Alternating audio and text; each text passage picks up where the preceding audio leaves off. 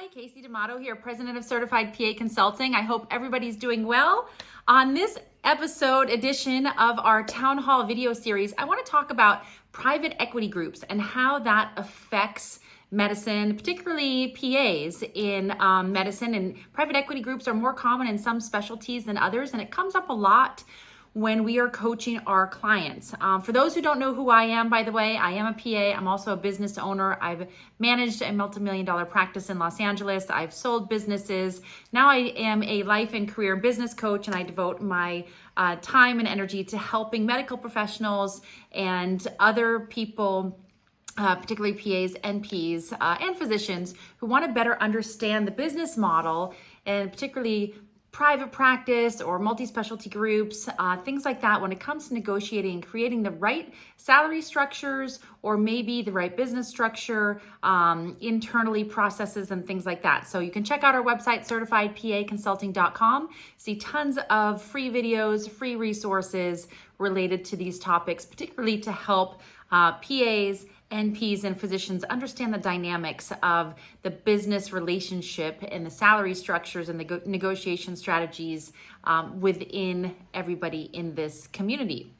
So I'm talking about private equity and how that affects the negotiation process. So if you are a PA or NP negotiating with private equity, what this might mean is that there might be more layers of people. There might be more HR and managers and things, and your supervising physician, while they're responsible for patient care and helping you with that, may not have anything to do with the conversation related to salary or negotiations. You may be talking to CEOs, you may be talking to CFOs or hiring managers or recruiters, things like that. So there can be multiple layers of people that you may be talking to in the negotiation process. So that's one thing to consider.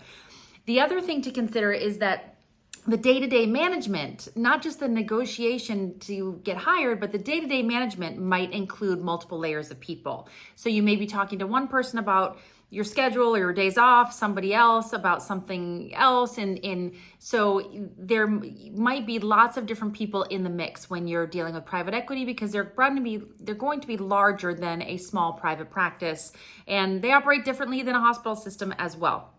I'm just checking my notes here, making sure I don't forget. Something else that might be different is that salary structures might be a little bit more uniform. Now, this isn't always the case. A lot of private equity groups are very open to negotiating and customizing unique structures that are a win for them and a win for you. So not all of them have sort of a uniform structure. I think probably hospital systems might be the most rigid when it comes to uniform structures. Private equity groups can really go either way. Some have a set structure for their PAs and NPs, and others really are quite open to having some dialogue and adjusting up here, down here, modifying schedules and adapting salary to match a part-time schedule or something like that. A lot are open to that. So you can customize with private equity groups, that they are not always uniform. So don't stereotype in that way. And I'm just checking again, making sure I'm not forgetting anything on my list. I had 5 or 6 things I wanted to cover here. One other thing is, a couple of things I don't want to forget to mention is that sometimes there can be more benefits in a private equity group because you have more employees. So kind of we're sort of this hybrid, not a small single owned or small group private practice, but not a large hospital system. With private equity groups, we're sort of this hybrid, and there's more employees in a small private practice group, so there can sometimes be some additional benefits. So that's kind of nice, and also some more job security as far as moving locations. If there's another satellite office or something like that, you can sometimes move around or have some wiggle room compared to a single owned small private practice where there's not other locations, and if it's a very small amount of staff, probably not going to have a lot of additional benefits like disability or matched 401k and life insurance and things like that. Those things are common in hospital systems, and in private equity, they kind of can go either way because, again, it's sort of a hybrid. Just depends on how big and how robust. And something else I did want to mention about private equity is that the hiring process and who's looking to make the hire it can be different. There can be an internal recruiter who works with an external recruiter. So there can be somebody whose only job is to find talent, to find medical professionals that works for the private equity group. And oftentimes they have a relationship with an outside staffing company to help them source and find the right providers for them. Because as we know, there's big ranges of skill sets, of people's personal levels with personal desires for schedule, full-time, part-time, on-call, weekends, things like that. So they oftentimes have an internal recruiter who works with an external recruiter. So that's a little different than cold calling or something to a small private practice, and very different than going through traditional HR in a hospital-based system.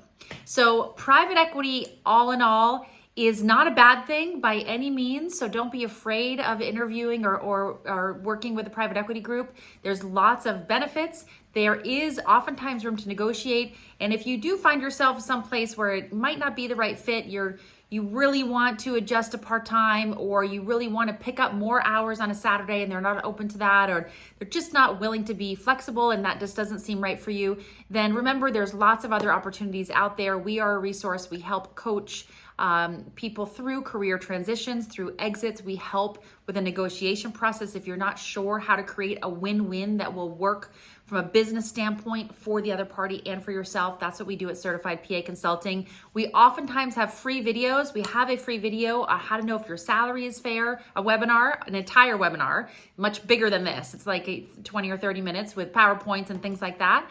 And we also have coaching services available. So check out our website, certifiedpaconsulting.com. We look forward to working with you and helping you advance your career. Take care.